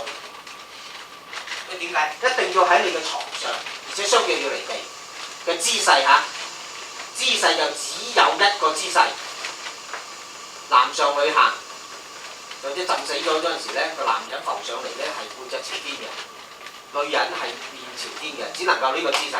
有冇將來嘅古靈精怪啊？好似咩狗仔式啊，生咗好似狗咁樣嘅個腹部個智慧，所以唔好怪佢衰仔啊！咩事咩事啊？你自己嗰陣時衰啫嘛，你感召到咁低層次嘅，你怪佢嚇？仲有個飛氣。呢個又係比較不雅聽不雅講㗎啦。除咗生殖系統嘅交接，任何嘅輔助器具、任何其他器官，全部都犯天條嘅。好啦，仲有同緊房嗰陣時候，如果想人哋，我老公衰啊，我以前嘅男朋友幾好，就冇辦法啦佢又為人夫，我而家又為佢夫。咁算啦，又有仔女啦但係咧就成日諗老公啲衰嘢。夫妻同房嗰陣時咧，就成日諗嗰個男朋友，諗得多咧就好似個男朋友。你真係㗎，你嘅神識就感召佢嘅嚟啦。你感召到佢嘅嚟咧，生出嚟你就算 DNA 可能你都有排解釋。第二個就係咧，點解會犯天條咧？你同緊佢房嗰陣時候，我哋最緊要同房為咗乜嘢？為咗傳宗接代啊嘛。好啦，我就傳，比如我女性，我嫁呢個姓陳嘅，我就會陳家而傳宗接代，咁啊梗係陳家嘅列祖列宗再轉世嚟，或者有緣嘅再嚟。結果我諗住一個我以前男朋友姓王嘅時候，諗到嗰陣時係感召到佢啲嚟。感召佢嗰陣時候，你就慘啦！你將來咧肯定係房產就不清楚，財產又不清楚，你會落呢啲步，而且無端端咧就魂不守舍。你既然成日諗人咧，你好容易又俾其他靈界入嚟。第三個咧就係佢陳家嗰啲列祖列宗咧，就認為你係不孝之父，佢就有權懲罰你。你亦都會生出不孝，感召到不孝嘅人，佢想孝都孝唔到。點解啫？你送咗佢去美國讀書，佢嗰度好好發展，但係退親你又唔適應，佢又唔肯翻嚟。佢有心孝而行為無孝，就係啲乜嘢咧？你有行為同呢個丈夫，但係你嘅心同其他嘅男人，包括女人，包括丈夫都係我唔中意個太太，我成日諗你以前嗰女朋友。所以同房嗰時，真係我就試過一次，唔知喺呢度定喺邊度，好似喺大陸虎門嗰度。落咗課之後，真係有一個女嘅，即刻就過嚟問。係我以前我就唔中意個老公，成日諗我個男朋友。我個仔真係好似我以前個男朋友。我哋寧願信其有啦，唔好親身試下，試試冇得翻轉頭。好啦，咁樣仲有嘅咩咧？戒煙戒酒，最少3個月分房之後咧，一懷孕之後咧，馬上要分房。你為下一代好啦。因為懷咗孕之後再同房咧，全部都係毒嚟嘅。你每次你就攞啲毒去淋落嗰啲仔女身上，生出嚟嘅仔咧，如果你分咗房咧，係特別聰明嘅。鍾茂森博士啊，而家叫定宏發燒啊，你知道啦係嘛？佢爸爸同佢媽媽離咗婚嘅。據聽講咧，可能我哋八卦啲啦嚇。其中一個離婚嘅原因就係咧，佢媽媽一懷咗鍾茂森之後咧，就分房啦。幾聰明啊，鍾茂森，金融博士，攞咗幾多個終身教授？攞教授咁後生攞教授，20歲攞教授好難㗎，攞副教授都難㗎。因為你幾年之中咧，如果攞唔到由副教授攞唔到教授咧，就要 out 㗎啦，就要學校要解決你嘅。佢竟然間要越過咁多級，你可想而知佢本身嗰啲成就幾大。佢有啲記錄係到而家未有人破到嘅，點解會咁啫？就係個母親好，佢從來都唔打鬧，唔打唔鬧仔女嘅，犯錯事咧，從你心靈嗰度慢慢去，等你設身處地去引導你，講到你咧比打一身仲慘嘅，嗰種愧疚，嗰種喊到咧抬唔起頭嘅良心啊嘛！如果我哋冇咁嘅本事，個仔女又冇嗰陣時候，我哋自己適當調整。唔好完全搬西方嗰一套啊！我哋要搬西方嗰套嘅時候，就好似佢媽媽，好似佢仔咁樣有咁好嘅根基先得。冇點辦咧？而家開始扎根啦。好啦 ，OK， 唔該，差唔多啦，1點開始啊，個半鐘頭啦，講到，因為我差唔多啦。你睇啦。我哋幾多次同房啊？孫思邈咧，100有兩個講法，120幾歲，但係另一啲科學家考證咧，一啲歷史考證咧係140幾歲。我就算佢咩都好咧，都係120幾歲，係咪？佢醫性啊，佢講咗嘅咧，人到20歲4日一次同房。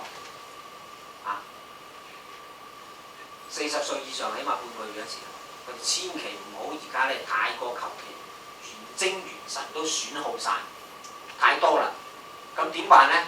從今以後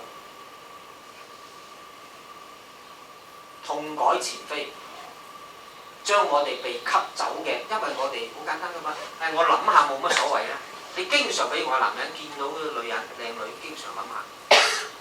經常見到嗰啲3點式嘅泳裝嗰啲又諗下，跟住可能上網又睇一睇嗰啲圖片，睇一睇嗰啲畫面，睇完晚黑又諗下，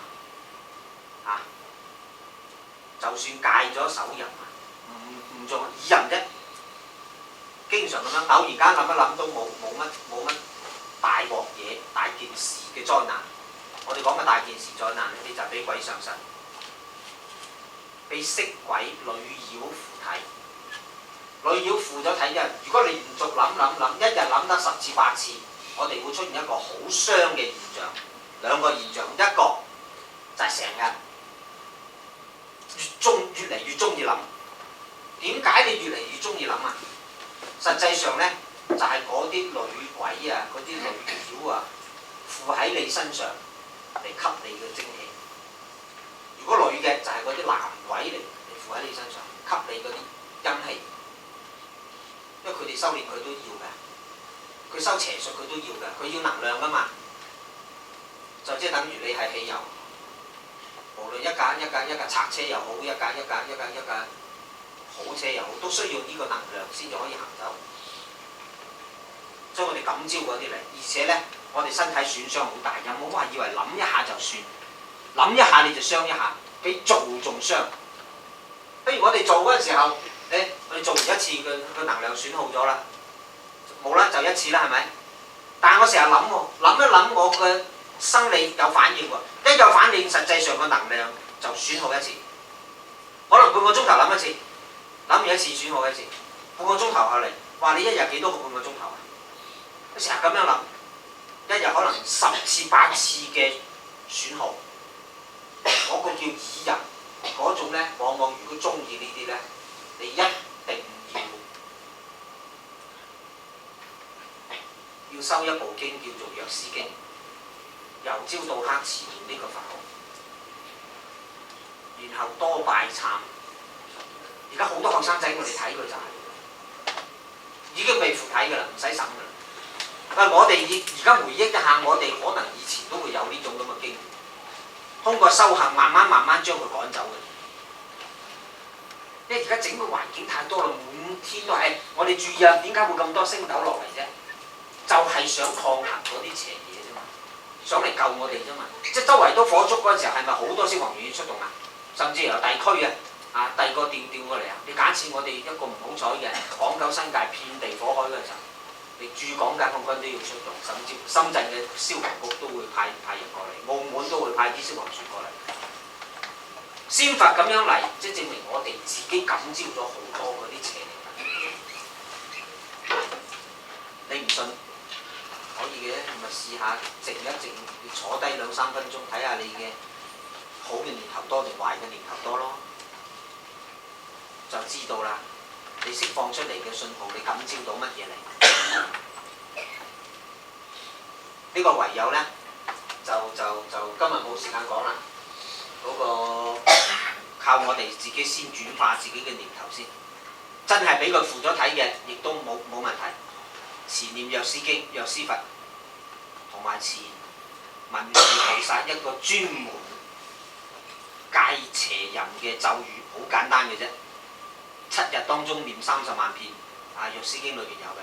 嗡哧蓮嗡哧蓮嗡哧蓮就得㗎啦，就3個字。嗡實際上係所有咒語嘅總詞嚟。哧蓮哧蓮哧蓮，實際上一個詞字。哧蓮哧蓮由朝到黑念一個禮拜念咗30萬遍，你乜嘢邪鬼都走晒。點解唔鼓掌啊？真㗎，呢個佛菩薩唔係我喺度講嘅，佛菩薩唔會呃我哋啊。尤其我哋去到學校啊，我哋年紀大，我哋可以照講。去到後生嘅學校嗰啲，我哋一樣照講。係啊，你都唔好意思講出聲，怕乜嘢？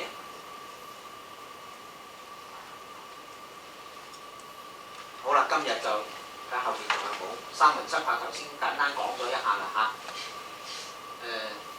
冇咯。哎呀！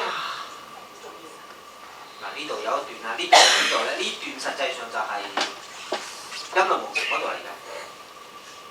咁我哋而家咧接觸到好多色情刊物，係咪？好，我哋而家以前就受佢毒害，而家咧你將佢嗱，好多人家破人亡都係因為邪淫而引發嘅，包括墮胎等等。墮胎亦都要懺悔，要幫佢歸依，幫佢超度。色情刊物會導致犯邪淫嘅罪福，佢毒害人生連天嘅人嚇，比世間毒藥仲厲害，毒害人。呢個佛菩薩講啊，毒一次，毒害人嘅靈性慧命，毒藥只係毀滅人嘅一期生命。色情刊物滅我哋純真嘅原陽之體，係生生世世我哋都帶住邪淫嘅念頭，生生世世好難自拔嘅。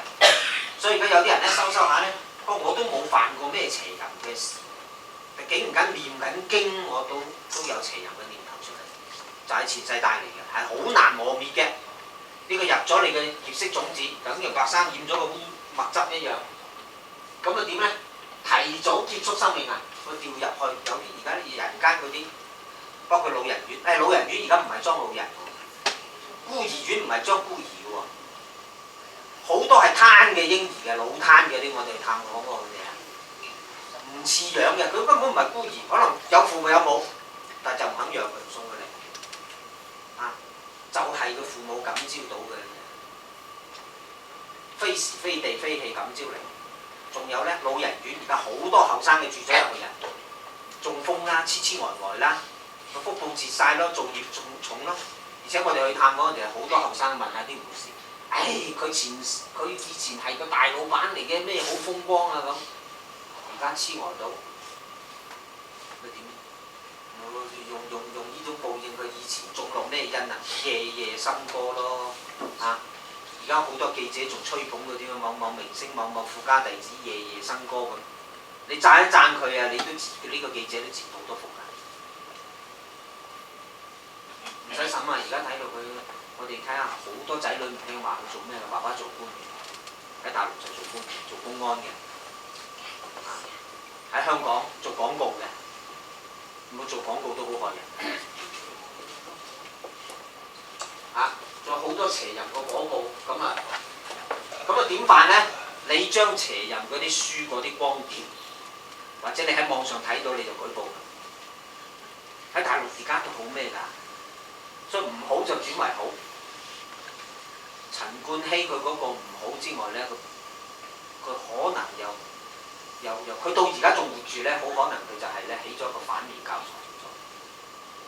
由佢之後咧，大陸就開始網上封殺嗰啲邪人嗰啲嘢，否則你隨便打開就有嘅，根本上冇阻冇攔。而家起碼整個防火牆出嚟，但係有冇留意到啊？整個防火牆好多所謂嘅學者都話：細路仔要佢都有知嘅權利啊，佢哋有人權啊，可以咩嘅喎？有呢啲學者，所以嗰啲學生俾佢咁樣呢啲所謂學者教出嚟。希望我哋在座成為所有好嘅學者，你出去就立身行道，以身試道，能影響嘅就影響，唔影響嘅自己起碼自身自我。將來有災難，起碼唔會輪到我哋身上，起碼可以大事化小，就盡量將呢啲邪淫嘅嘢同埋宣揚，唔好叫人哋，尤其親戚朋友肯聽嘅，你就將我哋頭先老祖先講嘅嘢，將佢演繹一次。起碼有個警惕，呢個你就係對最好嘅祖業中嘅孝，而唔係淨係喺物質上或者剩幾多層樓俾佢，你剩一層樓俾佢，你就折佢一大層福。細路仔有錢難買少年貧啊！少年等佢磨練一下，等佢積累啲經驗，燒下月帳係最好嘅。到咗中晚年啦，佢先至開始有好好嘅穩步上升，晚年啊先享福咁先係噶嘛。而西方唔係，將佢調翻轉，少年享福，享到咧中年、青年就搏晒命，壓力鬼死咁重，周身債，到咗晚年又凄凄慘慘，表面物質好好，精神上咧、心境上咧，